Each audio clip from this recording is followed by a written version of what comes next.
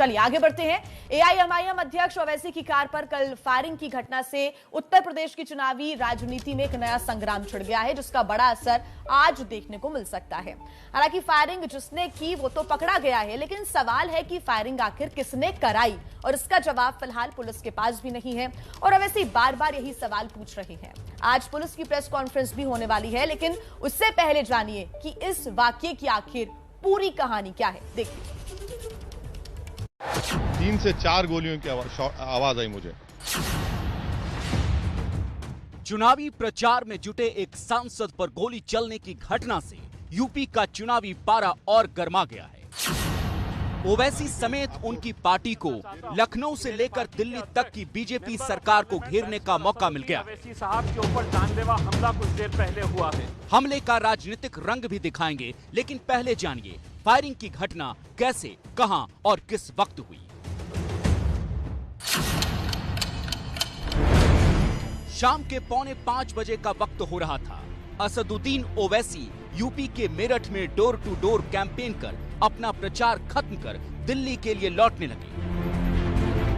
ओवैसी का काफिला दिल्ली मेरठ एक्सप्रेसवे के रास्ते चल रहा था, जिसके जरिए दिल्ली की दूरी करीब 95 किलोमीटर है। करीब 45 मिनट बाद ओवैसी के काफिले पर फायरिंग हुई। जब करीब शाम के 5:30 बज रहे थे और ओवैसी का काफिला हापुड़ होते हुए एक्सप्रेसवे पर पिलखुआ टोल प्लाजे पर पहुंचा, जो झेजारसी गांव के करीब है। यानी दिल्ली से करीब 48 किलोमीटर दूर ओवैसी की कार पर फायरिंग हुई। फायरिंग की घटना का सीसीटीवी फुटेज भी सामने आ चुका है। गौर से देखिए, 2 हमलावर साफ साफ दिख रहे हैं। सबसे पहले लाल हुडी वाला जैकेट पहना एक हमलावर दिखता है। कुछ देर बाद सफेद शर्ट में दूसरा हमलावर दिखता है। सफेद शर्ट में दिख रहा शख्स फायर करता भी दिख रहा है। फायरिंग के बाद ओवैसी की गाड़ी बचते बचाते आगे बढ़ जाती है, लेकिन ओवैसी की गाड़ी पर गोलियों के निशान को साफ देखा जा सकता है। ओवैसी दिल्ली पहुंचते हैं, लेकिन तब तक फायरिंग करने वाले दोनों शख्स की पहचान कर ली जाती है। सफेद शर्ट में दिखे शख्स का नाम सचिन है, तो लाल रंग की जैकेट पहने हमलावर का नाम शुभम है। सचिन और शुभम दोनों को पुलिस ने गिरफ्तार भी कर लिया है।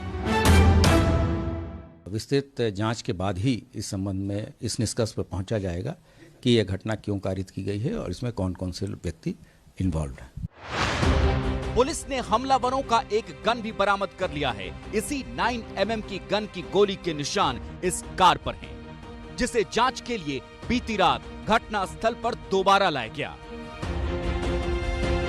खुद ओवैसी की जुबानी इस वाकये की पूरी कहानी सुनिए।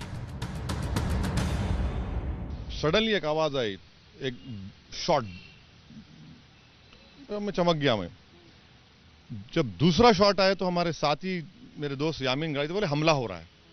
तो हमने अपनी गाड़ी से, क्योंकि वो बैरिकेड आपको देरी होती, स्लो होती गाड़ी, तो हमने अपनी गाड़ी से गाड़ी को पुश किया और फिर आगे बढ़े। ये गाड़ी आपके आगे थी, जिसको आपने ये हमारी गाड़ी से पुश किया, तो देखे उसको नुकसान हुआ। और फिर हम आगे बढ़े। आगे करीब वहाँ आगे एक फ्लाईओवर है, वहाँ गाड़ी रोकी। क्योंकि जो हमारी गाड़ी से मारा गया तो टायर पंक्चर हो गया हमारा राइट साइड का। तो हम फौरन उतरे और इस गाड़ी में बैठकर दिल्ली आ गए। मगर जब हमला हो रहा था, पीछे हमारे और 2 फॉर्च्यूनर थे। तो एक फॉर्च्यूनर जिसमें हमारे एक्स मेयर माजिद थे, उसके ड्राइवर ने उस शूटर पर गाड़ी चढ़ा दी। अच्छा, वो वहां पे था जिसने फायर? हाँ, जो रेड हुडी पहना हुआ था, उसको शूटर पर गाड़ी चलाई, वो उसके पैर पर चढ़ा, गिरा। तो दूसरा जो व्हाइट जैकेट पहना था, वो और 2-3 राउंड फायर उन पर किया। इस सीसीटीवी से हमले की पूरी तस्वीर साफ हो जाती है। इससे पता चल जाता है कि ओवैसी की कार पर फायरिंग कितनी नजदीक से की गई है। ओवैसी के मुताबिक ये हमलावर पूरी रेकी कर चुके थे, तभी वो इस टोल प्लाजे पर पहले से मौजूद थे। मेरे ख्याल से हम वहां से किठौर से निकले करीब 4:45 को। मेरे ख्याल से 5:30 की घटना होगी। 5:30 के आसपास, 5:30 के अतराफ की घटना होगी। तो ओवैसी के मुताबिक करीब 5:30 बजे उनकी कार पर फायरिंग हुई, जिसके बाद ये खबर जंगल में आग की तरफ फैली। लखनऊ से लेकर दिल्ली तक, मीडिया से लेकर नेताओं की दुनिया तक खलबली मच गई।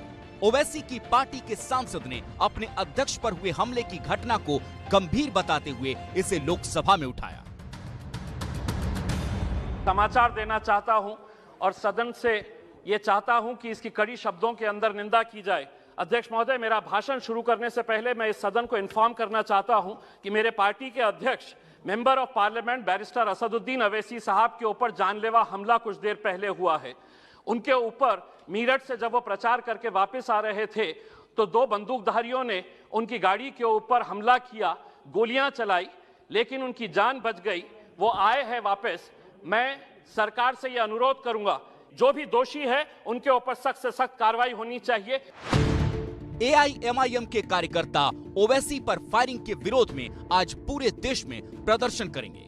खुद ओवैसी ने कहा है कि उनकी सुरक्षा की जिम्मेदारी सरकार की है। ये सरकार का काम है कि हमलावरों और उसके मददगारों को बेनकाब करे।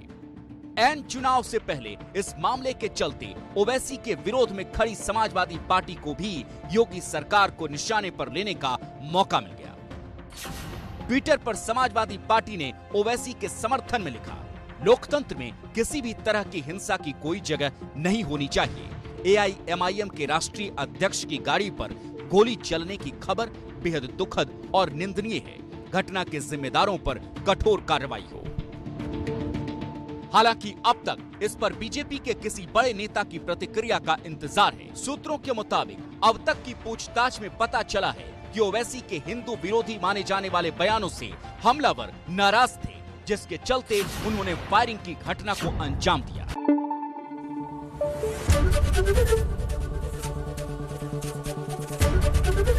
एबीपी न्यूज आपको रखे आगे।